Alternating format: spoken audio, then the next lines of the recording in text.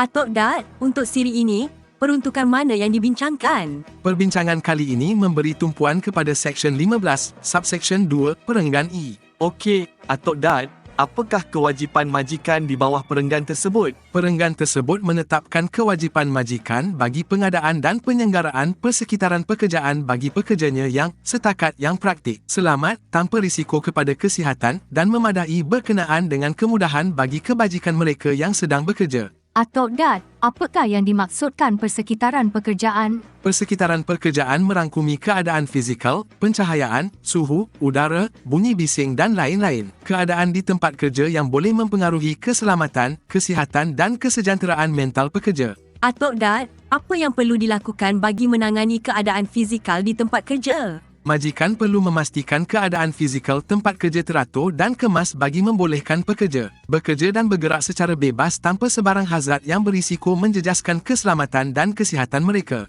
Majikan perlu mengamalkan susun atur yang baik untuk stesen kerja, kedudukan jentera, penyimpanan bahan, serta melaksanakan dan menguatkuasakan program kemasan yang baik di tempat kerja. Bagaimana pula untuk memastikan kesihatan mental pekerja tidak terjejas? Atok Dat, Majikan perlu mewujudkan hubungan yang harmoni di kalangan pekerja melalui kepimpinan dan komunikasi berkesan serta memupuk dan membangunkan semangat kerja berpasukan. Seterusnya, pengagihan tugas, tanggungjawab, sumber dan kuasa hendaklah dilakukan dengan jelas dan seimbang. Atok Dat, bagaimana pula dengan udara, pencahayaan dan bunyi bising? Dalam keadaan tertentu, majikan perlu melantik orang kompeten bagi melakukan ujian dan pemantauan yang perlu bagi menentukan tahap pendedahan yang dialami oleh pekerja dan melaksanakan langkah kawalan yang perlu.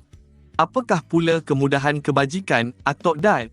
Ia adalah kemudahan-kemudahan yang membolehkan pekerja memenuhi tuntutan semula jadi, seperti untuk makan, minum, berehat, mendapatkan rawatan dan sebagainya.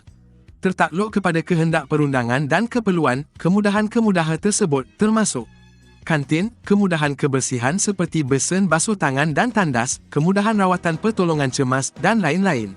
bagaimana hendak menentukan kemudahan-kemudahan kebajikan tersebut mencukupi? Atok Dat, Ia tertakluk kepada jumlah bilangan pekerja dan sebagaimana ditetapkan di dalam akta. Peraturan-peraturan, kod tata amalan industri, piawaian, garis panduan dan amalan baik industri yang berkaitan. Kawan-kawan, setuju atau tidak, perbincangan amat mudah difahami. Amat setuju, rugikan kalau kita tak subscribe channel Atok Dat.